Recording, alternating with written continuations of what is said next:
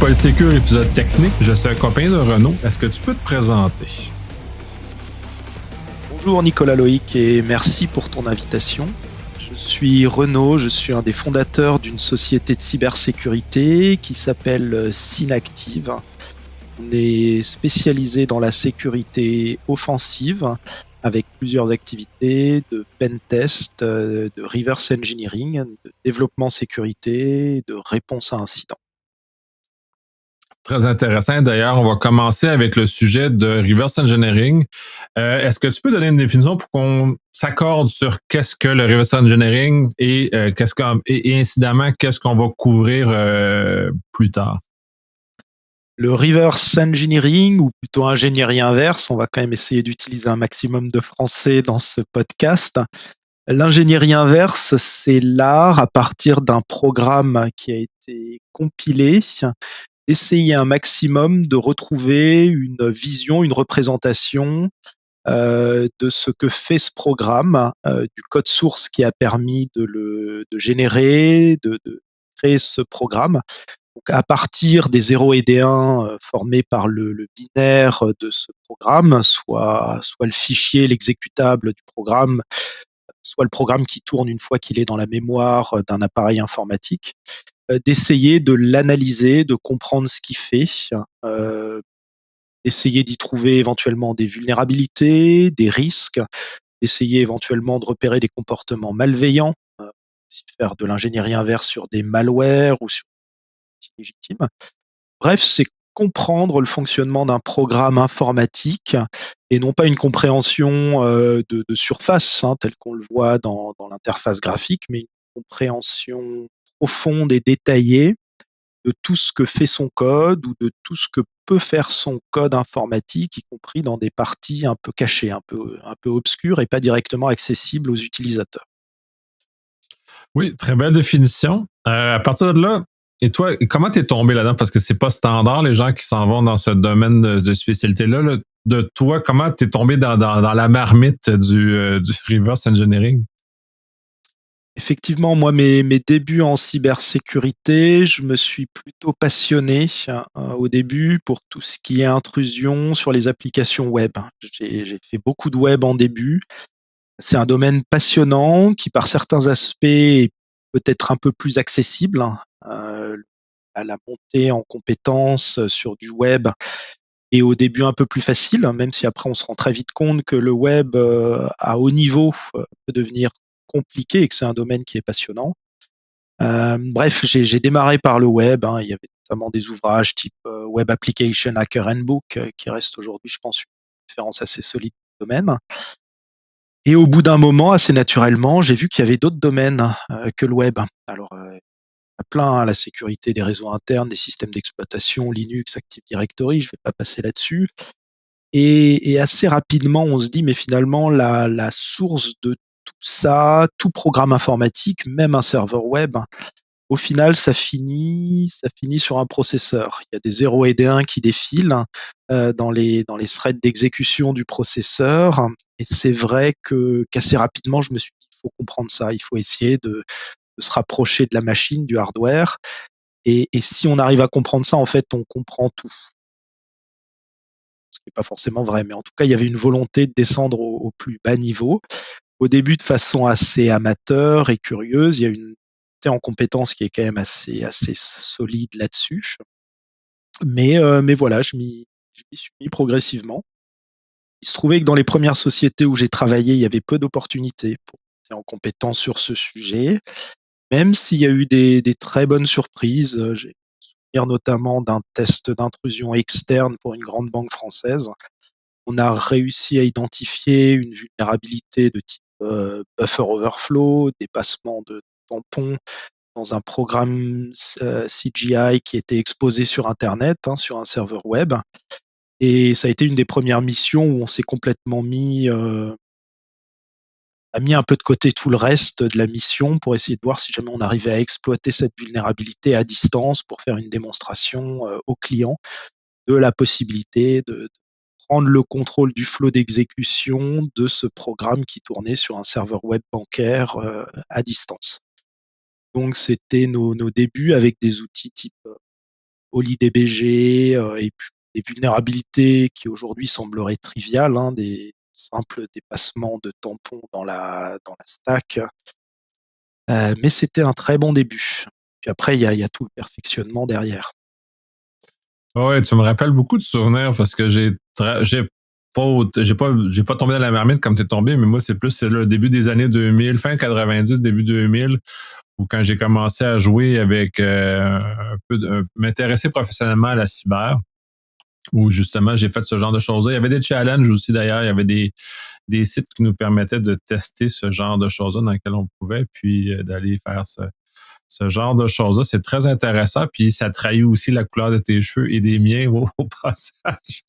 Ce genre Exactement. de choses-là. Et puis après, il y a eu un peu la phase perfectionnement parce que à l'époque, là, je dois parler d'une époque, ça doit être 2005. Et c'est encore. À l'époque, les gens qui sont sérieusement dedans, c'est plus les gens qui sont au niveau de la scène cracking, où ils essayent de contourner les protections logicielles de vidéo, de logiciels, etc. Donc c'est eux qui souvent sont assez costauds sur ces domaines. Et c'est d'ailleurs le cas du cofondateur de Synactive.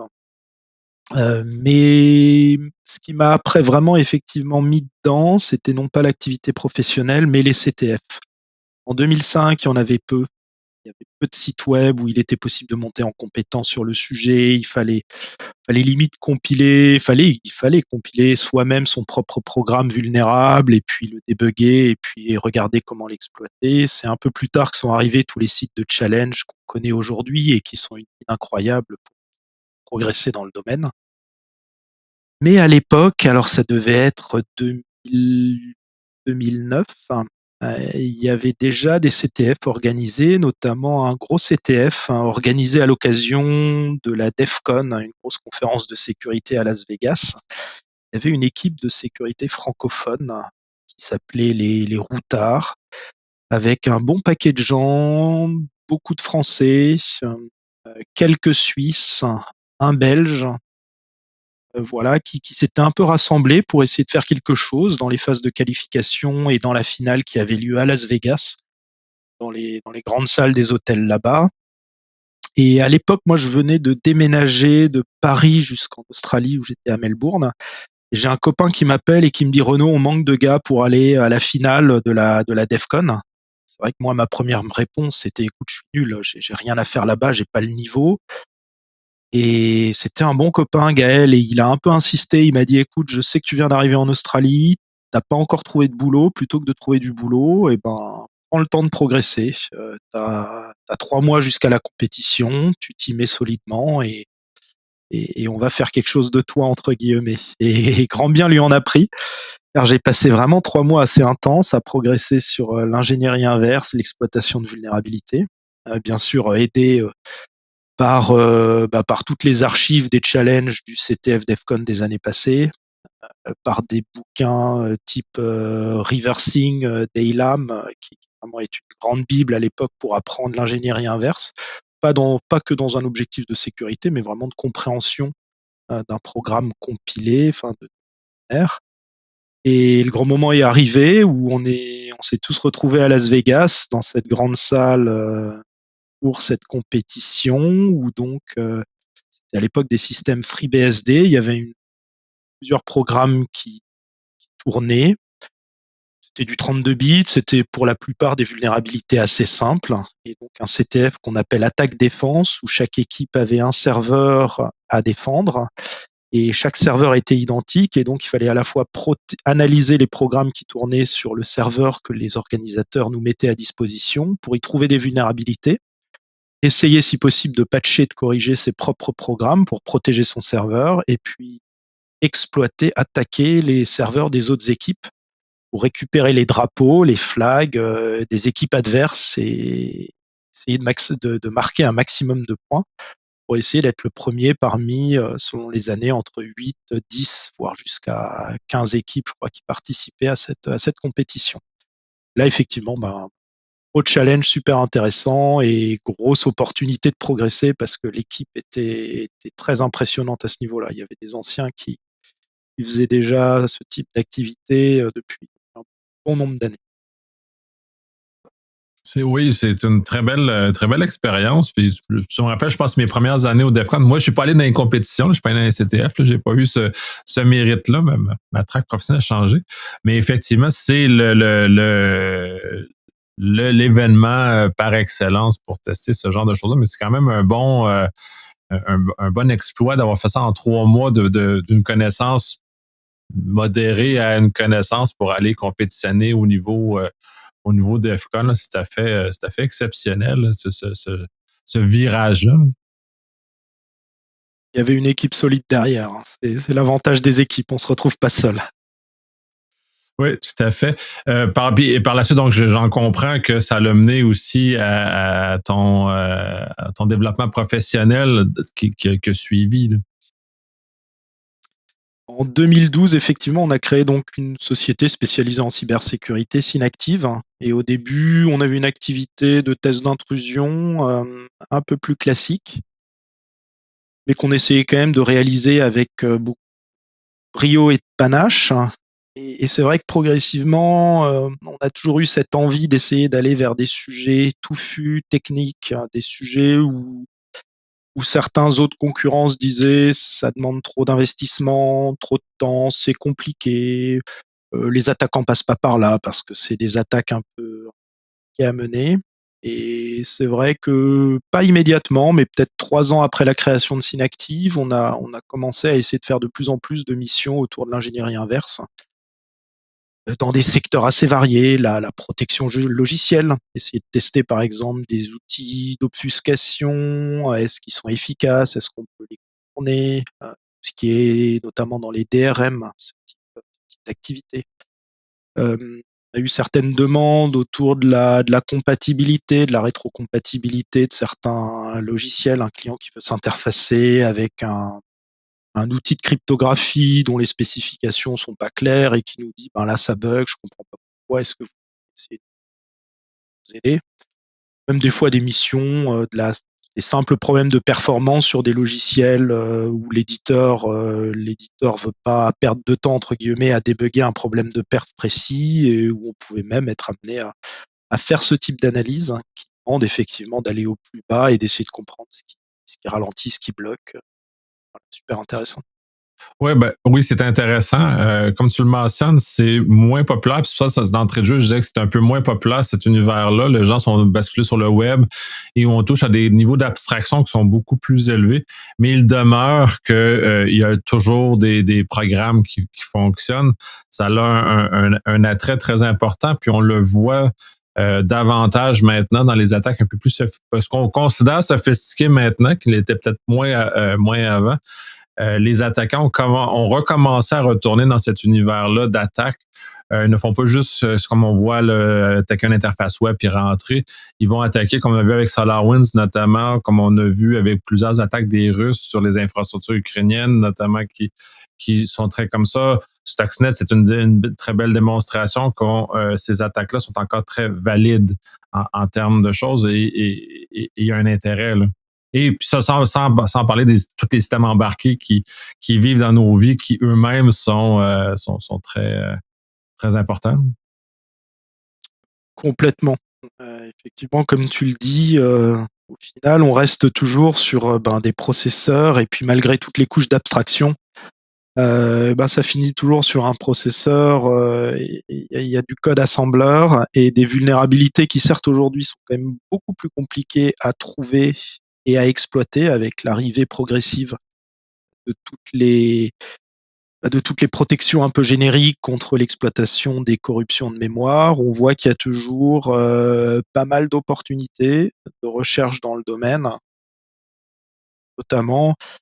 Ben là, c'est rigolo, aujourd'hui, tu me parles, on vient juste de remporter le challenge Pawn to Own. Donc, on a 3 personnes de chez Synactive à Tokyo qui viennent de compléter cette compétition. Et un très bel exemple de travail de ingénierie inverse, hein, ça a été l'exploitation pour la 3e fois de la Tesla, où là on arrive avec une série d'analyses assez bas niveau des différents composants de la Tesla à montrer une compromission depuis l'extérieur de ces systèmes. C'est des analyses qui généralement nous prennent plusieurs semaines, voire parfois plusieurs mois. Là, par exemple, l'attaque qu'on a réussi à démontrer dans cette compétition Pawn to Own, c'est une compromission successive qui démarre par le modem à Tesla, donc l'appareil qui finalement est en charge d'accepter les connexions téléphoniques qui permettent à la Tesla de se mettre à jour et de récupérer des informations à jour via un réseau téléphonique. On a une première vulnérabilité dans le modem qui permet de compromettre ce modem et de faire tourner du code arbitraire dessus. Modem, on trouve une deuxième vulnérabilité dans la partie infotainment, qui est celle qui l'interface graphique entre guillemets présentée aux utilisateurs. Et de l'infotainment, on arrive à rebondir sur des systèmes de contrôle qui permettent après d'ouvrir les portes, de klaxonner, d'activer un peu tous les systèmes essuie-glace phares de la Tesla. Ça aujourd'hui, c'est des attaques. Pour les trouver, c'est beaucoup de reverse engineering, beaucoup de temps aujourd'hui réalisé par l'équipe Synactive, par deux personnes de l'équipe, principalement Vincent et David, qui récupèrent un à un les binaires, qui essayent d'évaluer ceux qui sont les plus prometteurs en termes de vulnérabilité potentielle, et puis qui essayent de reconstruire un schéma mental de chaque portion de code pour essayer de trouver est-ce qu'à un moment il y a une erreur, et est-ce que parmi les possibles erreurs de programmation, il y en a où les planètes sont suffisamment alignées pour permettre une attaque informatique et l'exécution de code arbitraire, ou en tout cas de dérouter le flot d'exécution de telle manière à pouvoir exécuter des actions qui pourraient être considérées malveillantes si on n'était pas dans le cadre bienveillant d'une compétition où les ingénieurs Tesla sont pas loin pour regarder ce qu'on fait et progresser derrière. Oui, ça, c'est un des aspects là, de choses. Puis ça, je trouve ça intéressant que ça demeure actif, ces communautés-là, puisque à certains moments, j'ai eu une inquiétude qu'on fasse comme le COBOL, c'est-à-dire que la disparition progressive des experts dans ces domaines-là, donc on devient de plus en plus aveugle sur ce qui se passe, on devient de plus en plus incapable de sécuriser correctement. Puis là, c'est un beau, une belle transition vers justement qu'est-ce que le quotidien chez Synactive, parce que là, tu as parlé d'une compétition. Tu as parlé un peu de certains contrats que vous avez remportés, mais globalement, en reverse, comment tout ça se matérialise? C'est quoi votre vie dans le réel du tous les jours? Alors le quotidien de quelqu'un chez Synactive qui fait de l'ingénierie inverse, c'est une vie qui ressemble à celle de beaucoup d'ingénieurs et de beaucoup d'experts en cybersécurité, mais qui, c'est vrai, va souvent quand même avoir comme particularité par rapport à d'autres types de prestations de cybersécurité, d'être souvent très focalisé pendant longtemps, voire plus longtemps que ce dont on a l'habitude dans d'autres domaines, sur une technologie donnée. On peut imaginer, par exemple, on parlait un constructeur automobile, mais on peut par exemple citer un constructeur type IoT, par exemple, qui va faire une serrure connectée, qui va par exemple créer un système de contrôle d'accès qui va être relié et dont un des scénarios d'attaque sur le réseau Ethernet qui permet de relier ces différentes serrures, ces systèmes de contrôle d'accès sur un bâtiment, va partir du principe qu'un attaquant peut se connecter sur le réseau où les systèmes de contrôle d'accès sont présents. On va effectivement faire une analyse de la surface de vulnérabilité de ces programmes, quels sont les systèmes en écoute sur le réseau.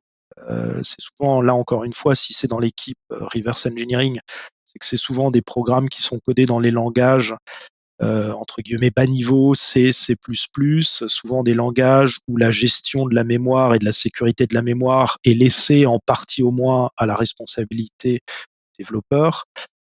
Donc on va lister un peu toutes les interfaces qui acceptent des inputs, des entrées de la part d'un attaquant potentiel, et on va essayer de valider systématiquement si jamais la gestion de la mémoire est faite de telle manière à ce qu'il n'y ait pas de vulnérabilité possible. Et donc on va partir à la recherche de ces vulnérabilités. Selon les clients, ça va être soit très facile, encore malheureusement des sociétés où les développeurs ont été sensibilisés, mais c'est quand même des langages compliqués. Faire un bon code C, C++ sans faire d'erreur, il faut vraiment être brillant. Donc souvent, on va quand même voir beaucoup d'erreurs. Après, la chance qu'on a quand même ces dernières années, c'est que les compilateurs ont ajouté énormément de protections génériques. Les compilateurs vont ajouter énormément de protections qui font que plein d'erreurs de programmation n'auront pas d'impact ou peu d'impact sécurité. C'est ce qu'on appelle des vulnérabilités non exploitables. Et donc, on va continuer à chercher jusqu'à potentiellement trouver plusieurs vulnérabilités qui, elles, vont vraiment présenter un risque de sécurité. Et on va les remonter aux clients, leur expliquer, ben voilà, là, si quelqu'un arrive sur ce réseau de contrôle d'accès, et s'il envoie ce paquet, suivi de tel paquet, et ben, on arrive à prendre le contrôle de ce système, à ouvrir toutes les portes de votre bâtiment, ou en tout cas à contourner la sécurité de ce système. Et puis après, on va progressivement prendre soit tout le code source, soit tous les binaires qu'on a reçus de ce système-là, et puis lister un maximum de vulnérabilités pour que dans la prochaine version de son logiciel, le client puisse s'améliorer plus en plus et puis avoir un système solide contre des attaquants qui peuvent être compétents et déterminés à trouver ce genre de bypass.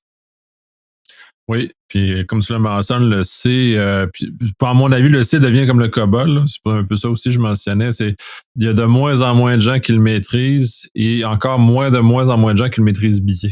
Parce que c'est très violent comme langage. On a un contrôle sur la machine qui est démesuré pour ce qu'on devrait pouvoir être capable de faire. Là. D'où des langages comme le Rust qui viennent remplacer ce genre de choses-là. Mais il demeure que sur des systèmes embarqués, c'est encore très, très, très ou trop présent. Là, on peut voir les choses et à quel point on peut exploiter ça. Puis heureusement, les compilateurs ont chose. Mais ces éléments-là présentent-ils des difficultés particulières justement dans votre travail où vous devez comme pivoter sur d'autres facettes pour justement continuer à être capable d'exploiter? Alors effectivement, il y a des langages de programmation. Je dirais que tout langage a des vulnérabilités potentielles, mais on va dire qu'il y a des langages là où on verrait une erreur significative toutes les 100 lignes de code. Il y a des langages où ça va plutôt être une erreur significative toutes les 10 000 lignes de code, quoi. Voire même beaucoup moins. Donc il y a des langages qui effectivement vont être directement plus vulnérables. Il y a les options de compilation, il y a le système d'exploitation sous-jacent qui va aussi apporter énormément de protection. Et faut être honnête, je pense que si le niveau de sécurité actuel de beaucoup de programmes a progressé, c'est certes en partie à cause de l'amélioration du niveau de sensibilité des développeurs en sécurité, mais c'est aussi pour beaucoup grâce à toutes ces mitigations, grâce à toutes ces techniques génériques qui, une fois qu'elles sont implémentées, empêchent les gens de faire des bêtises. C'est un peu comme les statistiques qui montrent que sur les routes, la baisse du nombre de morts dans les accidents de voitures sont probablement plus dues à l'amélioration de la sécurité des voitures et des constructeurs et des airbags que finalement à l'amélioration de l'attention des conducteurs. Et donc ça, effectivement, c'est quelque chose Oui, qu'on observe. c'est une belle parenthèse pour deux choses parce que une facette, c'est que comme il y a des éléments de sécurité, on l'avait vu avec les ceintures de sécurité notamment, les gens deviennent plus négligents aussi. Fait j'imagine qu'avec les développeurs qui supposent que les langages viennent les protéger, vont être probablement plus négligents sur l'ensemble, vont être moins assidus sur s'assurer qu'ils respectent des normes de sécurité. Et effectivement, c'est ça, il y a moins de morts, mais les gens sont toujours aussi distrait, puis même plus distrait maintenant avec toutes les technologies qu'on a dans les autos. Là. Ce qu'on constate aussi, c'est qu'il y a aussi un écart qui se crée entre les meilleurs élèves et le fond de la classe, une espèce de rupture numérique entre certaines sociétés de la Silicon Valley, les grands éditeurs de téléphones, les Apple, les Samsung qui ont beaucoup investi sur la sécurité, qui mettent en place énormément de revues de code, d'amélioration de leurs process et qui deviennent, il est vrai, des bons élèves, hein, même si jamais l'actualité récente avec des attaques comme triangulation sur les iPhones montre qu'il est toujours possible de trouver des vulnérabilités et de les exploiter.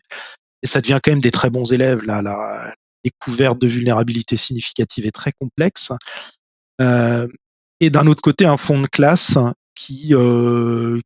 qui se préoccupe un peu de sécurité, mais qui n'a pas forcément ni le budget, avec souvent un time to market qui est assez serré, la pression des investisseurs pour être rapidement sur le marché, pour se dire bah, d'abord on conquiert le marché, après on fera de la qualité et de l'ingénierie solide, problème qui a probablement toujours existé.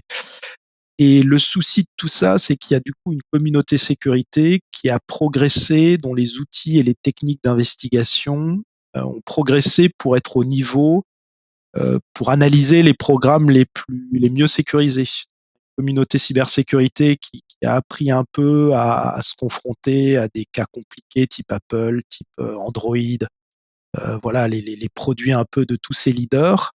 Et c'est souvent assez surprenant quand vous mettez un expert cybersécurité qui a passé 6 mois à tester des produits de très grande qualité, dans un bon niveau de sécurité, quand il revient chez un client qui n'a pas toute cette culture, bah là c'est sûr que là les vulnérabilités tombent les unes après les autres, parce que voilà, vous êtes dans une compétition de MMA où vous affrontez les meilleurs et puis tout d'un coup vous retombez face à un club local où les gens bah, ont pas eu le même niveau de sensibilisation, l'investissement et les outils pour faire aussi bien.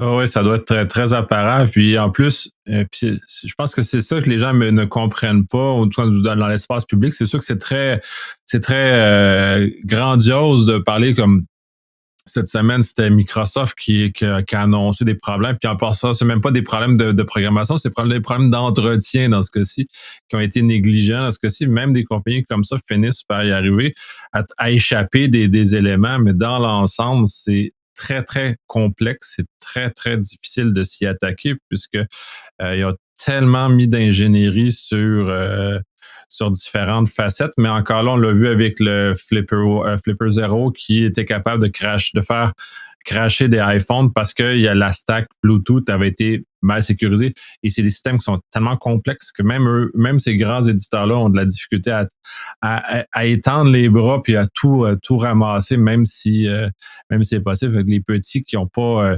des millions à mettre en cyber sont pas capables d'arriver à ce genre de choses-là. Et justement, dans le quotidien d'un analyste, ça doit être spécial d'arriver dans un combat où justement, tu parles du MMA puis tu tombes dans un club, disons, local ou régional, où le niveau est pas tout à fait le même. Ça doit tout à fait, là, tu dis ça tombe vite, mais ça doit être assez bizarre aussi comme changement de paradigme. Et il y a aussi un autre phénomène intéressant qu'on observe déjà depuis maintenant longtemps, c'est aussi la présence à tous les niveaux, même dans des énormes projets logiciels, de portions de bibliothèques de code open source récupérées tel quel en l'état sur Internet et intégrées dans des projets, y compris par exemple, tu parlais de stack Bluetooth. Nous, ça nous est arrivé de tomber sur des projets où on se rendait compte que la stack Bluetooth utilisée, c'était une archive zip récupérée sur un serveur sur Internet, intégrée telle quelle dans le projet, sans relecture et de toute façon sans avis critique, parce que si t'es pas un expert du Bluetooth, bon courage à toi pour commencer à plonger ton nez et améliorer une stack Bluetooth. Euh, et en fait, c'est des bibliothèques, une fois qu'elles sont intégrées, plus personne n'y touche, plus personne ne regarde comment ça marche. Souvent, on se rend compte que derrière le projet open source, c'est un gars derrière dans une ferme au fin fond d'une campagne, un mec très bon, c'est pas le boulot. Et on se rend compte qu'il y a des aberrations, et y compris dans des gros projets, y compris dans des gros projets de Google, où on se retrouve avec encore une fois, des portions de logiciels open source où le développeur lui-même se rend pas compte à quel point son code qu'il avait bien développé, mais qui ne maintient pas forcément, se retrouve utilisé dans des projets incroyables. Et on le revoit partout. On le revoit par exemple sur Tesla. La vulnérabilité qu'on a exploitée l'année dernière, c'était du code open source, bon, qui était certes développé chez Intel, et c'est des portions de code Wi-Fi à l'époque qui étaient disponibles en open source et où je suis même pas sûr que le dev côté Intel était au courant que son code était utilisé sur la Tesla. Non, c'est ça, c'est la prolifération. Puis d'ailleurs, tout l'intérêt d'avoir le SBOM au niveau ce qui est sorti, là. On dévie un peu dans d'autres choses, mais ça permet justement de voir toute la profondeur et la dépendance dans lesquelles on utilise des éléments de façon très, très importante. On a fait un bon tour d'horizon, parce que dans le fond, le but du premier, c'est de faire un tour d'horizon. Ensuite, on va descendre dans des cas plus concrets de reverse engineering. Est-ce qu'il y a des choses qu'on n'a pas abordées que tu aimerais aborder en conclusion?